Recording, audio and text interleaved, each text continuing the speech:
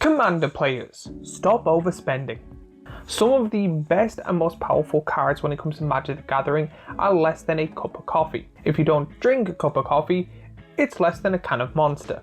Today I'm going to be showing you 10 cards that are really powerful, can go in really any deck that has the color of the card in it, and all of these cards are under a $5 if you don't mind the base art. A lot of these cards I love to see when it comes to the game, people playing them, because I know they're powerful. They're not usually over powerful, but they're cheap enough that they help pretty much any deck that you're wanting to build or play. Which means you save a little bit more money, which means then you can buy more things, start that new deck, or if you want to, it helps you save up that huge upgrade that you need for the deck.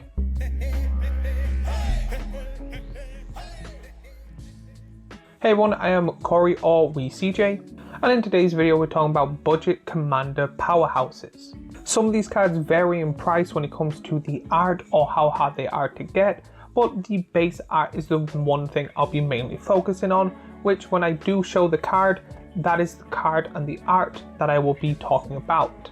This is perfect for new players that want to upgrade their deck but not spend a lot of money, people that like building a lot of decks so they can have a good card that they can put in many different decks that doesn't break their wallet, and then pretty much anyone else that's into Magic the Gathering or cardboard in general. When it comes to veteran players, I will be mentioning what the card does, mainly for the new ones, but a kind of speed up version so you don't get bored yourselves. And I will say straight off the bat, I'm not going to be one of those people that is going to go Soul Ring. Soul Ring is the obvious choice. These are cards that are somewhat not in every deck, could be put in more, and that people don't really think of. The amount of players I know that go, what do you want to build in Commander? And they go, well, Soul Ring has to be in there. So if you are new to Commander or just want to tighten up your decks, this video is perfect for you.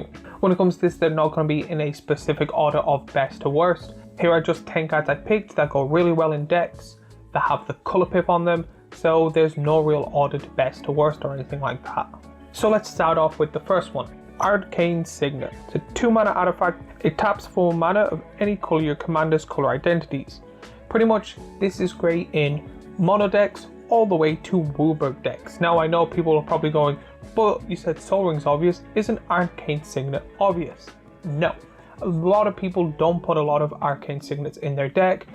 It does come in a lot of precons and stuff like that, and I've actually seen when I've gone to my local GameStop and seen people playing stuff, and I'm gonna comment on 2 of the 3 years I've been doing this, people going, I always take out my Arcane Signet. Now, it is very rare this happens, but there is the turn 1 land, Soul Ring, Arcane Signet. Plus, it is a really cool and probably one of the cheapest and best mana color fixing for any deck that is 2 colors up. The amount of times I've seen people go, oh, I just keep drawing forests when I need forests and plains. If they had their Arcane Signet and drew it, that is way better. So it comes down early, it fixes your mana, it goes in every single deck possible because it is a colorless artifact. There is no downside to this card, so it is pure value, really good.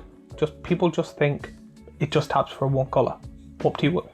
The second card I'll be going over is Nature's Law. For 1 generic and a green, you get a sorcery, search your library for a forest card, put that card onto the battlefield, then shuffle.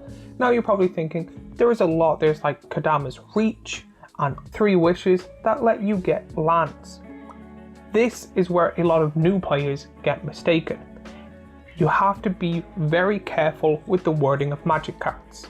This says, search your library for a forest card, which means there are so many powerful forest cards out there that you are able to get from this. You're not getting a basic land, you're getting a forest card. So you can have certain cards out there that are forest lands that are really powerful, and you go, cool, I need that. This helps with that. A lot of the other ones are just basic lands. This helps you get some of the most rarest and most expensive and powerful lands in the game. Like for example, there are dual lands that are forest blank. This helps you get the dual lands that are forest blank. And for 2 mana, that is really, really helpful. Now the only downside to this card is not this card itself, it's the other lands. If you don't have any forest lands or any forest cards that you can't get your hands on, then this card is not as good. However, if you have a green deck or a green plus blank blank blank deck and you have a very powerful forest card that you kind of need a good chunk of the time, I recommend putting this in a lot of the time. The third card is another green card, but it is not a ramp card. It is Song of the Dryads. It's a 3 mana enchantment aura that is a rare. Enchant permanent. Enchant permanent is a colorless forest land. Now, you're probably thinking, why isn't like Swords to Plowshare in here, or there are so many removal cards when it comes to Magic? Why did you pick this one specifically? So one, this picks any permanent. So if someone plays their Sol Ring, it just becomes a 1 mana rock. If someone plays their, as I previously stated, their really powerful forest card, bam, it's now colorless. If someone plays a really broken enchantment, gone. Artifact, gone. Creature, gone. However, my favorite thing to do about this is newer players or players that have certain rules when it comes to their deck usually pick a commander and build a deck around it. So a good piece of their machine to work is their commander. Now you play this and go, I pick your commander. It becomes that. So it is kind of in the command zone, but it's also on the field. But it means that even though it's on the field, it does absolutely nothing but tap for colorless. So they still have to pay their commander tax to get it back, and then I think it goes. I could be wrong there. This is a really big engine stopper. The other ones as, I'll just get rid of it, and then it goes back to the command zone. This goes, no, I'm moving it. So I'm just going to put it to where your lands are, put this card on top. Now you can't really do much. Now I think this has changed since the ruling when it comes to commanders dying or moving. So I could be wrong and just thinking of the old ruling of it, so let me know in the comments down below. This also gets around indestructible, which a lot of the cards are just destroy creature, where this just gets rid of it. And for 3 mana, pretty much turning their big thing into a useless thing makes it quite funny. And it can be played early or late game. So the fourth card I'll be going over is Read the Bones. It's a 3 mana sorcery that is a common. It says scry 2, draw 2, then lose 2 life. This is a very powerful common card. For 3 mana, you get to scry 2, which usually costs a mana or 2 when it comes to blue. You then get to draw 2 cards, which again is roughly the same. And then you lose 2 life. So for 3 mana and only 2 life lost, you rather get 2 cards you know are good, or you can get 1 card you know that's really good and they lucky dip, or you can get 2 lucky dips and have 2 cards that you didn't want or need at the time put to the bottom. Because this is a common, it's usually kind of scrubbed to the side. There is a few players I've seen that have a box where they keep commons on commons that are really good, so like Brainstorm and cards like this, where they keep it that they know they're going to put in decks. This is one of those cards that a lot of newer players just see the damage and the 3 mana and just go, oh, I only get 2 cards, not realizing how powerful Scry can be, and that 2 life is worth it for 2 cards that help you win the game. Now the card that is going to put us halfway through this video, Chaos Warp. Chaos Warp is a 3 mana card that is an instant. The owner of target's permanent shuffles it into their library, then reveals the top card of their library. If it's a permanent, they put it on the battlefield. I see a lot of newer players or people that see this card go, this is a very risky card to get rid of your opponent's things. However, this has, in my opinion, 2 really good uses. One is risky, the other one is also risky. However, depending how smart you are, you can make it less risky. The first one is the classic, cool, you played a big creature or an annoying enchantment or have a Sol Ring early or something that's threatening. Cool, 3 mana, I'm going to get rid of it, and hopefully we're going to get something that is really bad, and hopefully not something that's better or worse than the card that is being picked. That is the main reason people play this. However, I have also seen it rather in a scry deck where the chances are less, or people just going, I'ma just pick chaos and be very lucky and go, cool, I have a mana dog creature. I don't care for this anymore. I'm going to chaos swap my own creature. So I have a, we'll say a 1/1 elf that taps for a green. Cool. I'm gonna do it. Cool. Here is an Eldrazi Titan, or here is Golta, or here is another big green creature, or here is a big red creature, here is a dragon, here is the most powerful card in my deck by getting rid of an elf. It is so good because it doesn't say that you have to pick an opponent. You can pick yourself and risk it. However, if you have Scry or Scroll Rack is really good for this, you pretty much get to go, cool, I am replacing this card with the card I know that's on top that is way better and more powerful than this. Now, Scroll Rack is a very expensive card. I think it's like 25 quid. And there are other ways you can scry. I am personally a lover of Chaos Warp, just solely due to picking myself and going, what we're gonna get? Let's find out together. Number 6 is a very well-known one, especially if you are a fan of Voltron decks. Now, me just saying that is gonna make people go, I already know what this is. It is an artifact. It is equipment. It is Swiftful Boots. For 2 mana you get an artifact equipment that is a uncommon. Equipped creature has hexproof and haste, and it has 1 for equip. There is the other pair of boots, but however I think these ones are better. Hexproof is fine because you get to put additional equipment onto your own creature. With Shroud, it adds that difficulty of you have to move the boots off to put other stuff on, to then put the boots back on, which again, over time, makes it, you're putting in more mana than it's worth. These ones are better in my opinion, mainly because the hexproof means you don't have to move it around a lot, and then the haste makes it really good. Now, there was a card I did kind of want to put in with this, which is kind of the way I do it too, some of the times, but again, it is high risk, high reward.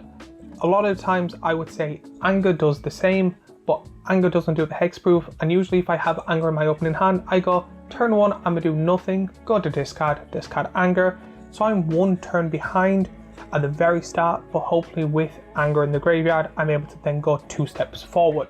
That's usually the plan. Doesn't always work out. So because that's a higher risk, I think Swiftful Boots is perfect for this video. Fabled Passage. Now, if you are a veteran or playing Magic a lot, you're probably gonna go, yeah, of course, this land is busted for how cheap it is. If you're a newer player, even I've been playing for a while and I've seen this kind of go well, right or wrong a lot of the time, and it's actually a little bit more complicated than people actually think, depending on the deck you're building. When it comes to Fabled Passage, it is a land that is a rare.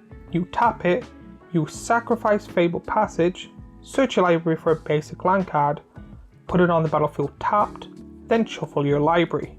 Then if you control 4 or more lands, untap that land.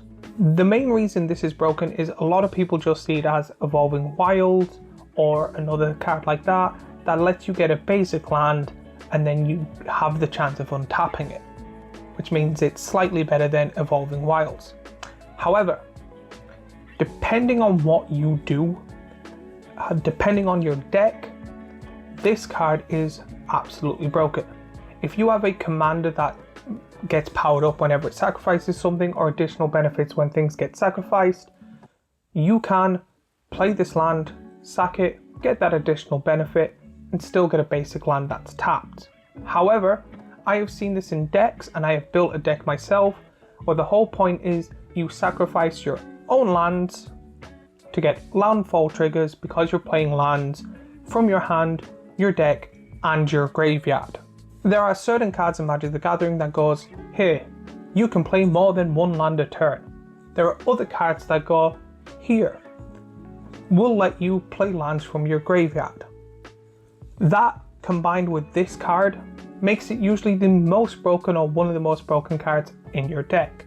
I have won games solely due to Fabled Passage. For example, we'll say, and I'll use my deck as an example.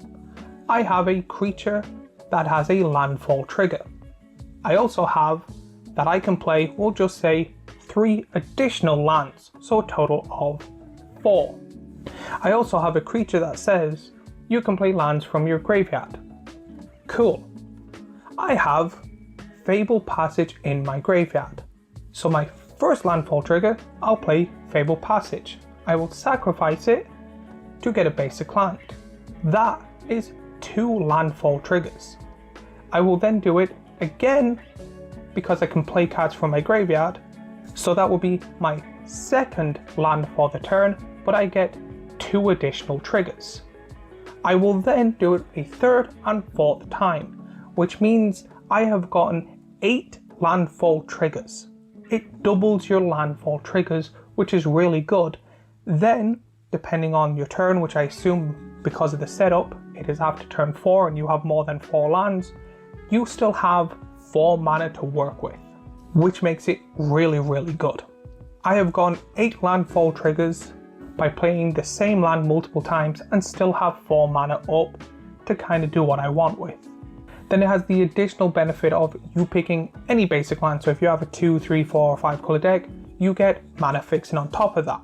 And then the later you get, the more landfall triggers you get, the more kind of additional cards you get to play or additional lands you get to play. It is really good. There has been times where we're on, we'll say turn 8 to turn 10, and I go, cool, I'm gonna just pretty much sack all my lands, then replay all my lands, and then get a bunch of benefits. If you want, I will make a deck tech video, but let me know in the comments down below if you want to see that. Now we're on to number 8. Number 8 is going to be Phyrexian Arena. It's a 3 mana enchantment. At the beginning of your upkeep, you draw a card and lose 1 life. This is one of those cards that every single player that loves this always says, if I'm going to lose to Phyrexian Arena, so be it. It is 1 life. You start off with 40. That is like 40% of your deck roughly. 1 life for 1 card is really worth it, especially when it comes to black, because as you've seen, you kind of get 1 card per life.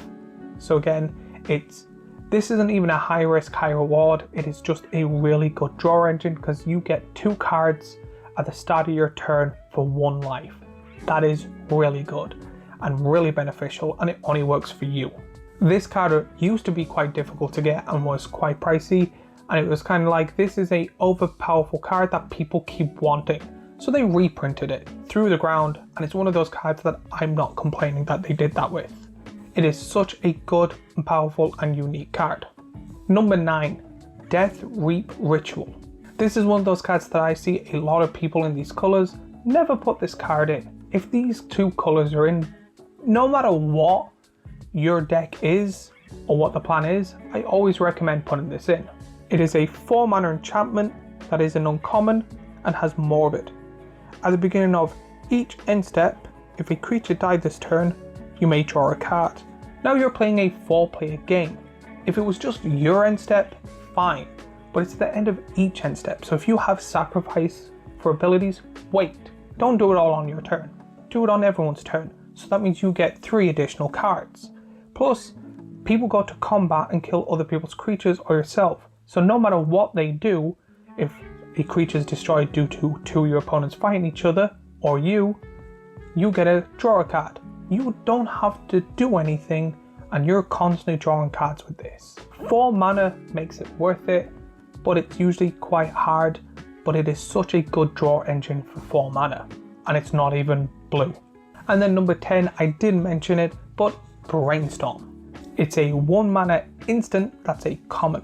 Draw 3 cards, then put 2 cards from your hand on top of your library in any order. Now, a big mistake players make when it comes to this card is they will draw 3 and put 2 cards out the 3 back on top. So what they're usually saying is it's scry 3, draw 1. No. If you have 2 cards in your hand that you really don't care for, that you don't want, or if you know that people are playing discard, which again is quite rare, not hugely rare, but it's not a very common thing, you can go, cool, I'm a draw 3, keep the 3 I drew because I prefer them, and put these 2 because I need the 3 now, The other two are like big creatures that I need turn 6 plus, so I can draw them next turn. Again, kind of a downside because the next 2 turns you know you're not drawing anything amazing.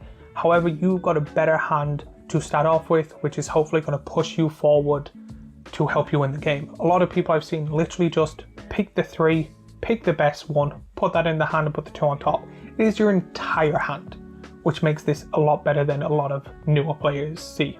Plus, it is a great turn 1 card. And a lot of people will bypass this solely because it is a common. And then instant speed makes it really flexible too, because you can just go, cool, I want to play land for a turn, but I have a counter spell in my hand that does cost 1 blue, which I'm not sure if I want to use or not. So I'm going to wait.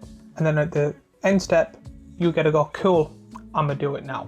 So again, it has that good flexibility as well. And honestly, there is way more budget cards. So if you want me to do a second or third version of this, let me know and give me cards that I can make a video on. These are just 10 I picked. So if there's 10 more, I'll happily make a second version of this video. So if you want a part 2, comment down below cards that you think are under a $5 and that are absolutely broken and why. When it comes to this, I like making these videos and talking about Magic the Gathering stuff, so again, I'll happily do all of that. And if there's any cool things you could do with any of these cards or any art you like, let me know in the comments down below. And if you want me to make that deck tech video, also let me know. While you're down there, remember to like and subscribe and do all that YouTubey stuff we always ask for. And as always, if you like this video, I have other MTG content here, a playlist of Magic the Gathering videos I make here, and a subscribe button here, and I will see you all in the next video.